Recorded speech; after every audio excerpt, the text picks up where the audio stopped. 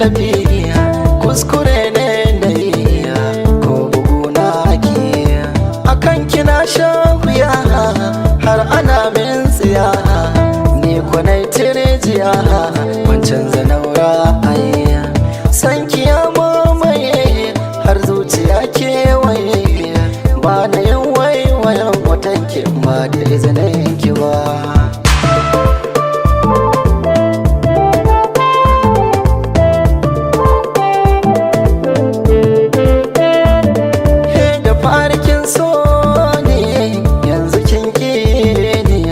Babu tambayi bai minni daɗi ba, babu jin koya akan kina shirya.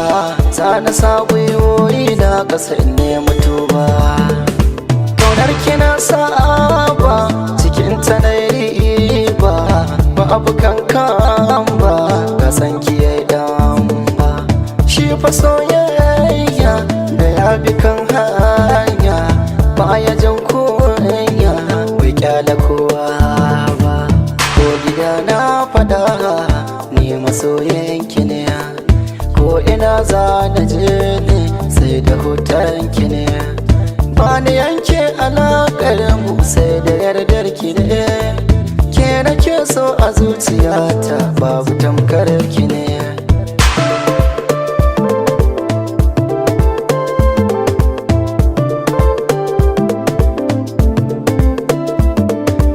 Na ji daɗin soyayya ke kika saba mini, duk kalaman da nake yi yau ke kika koya mini.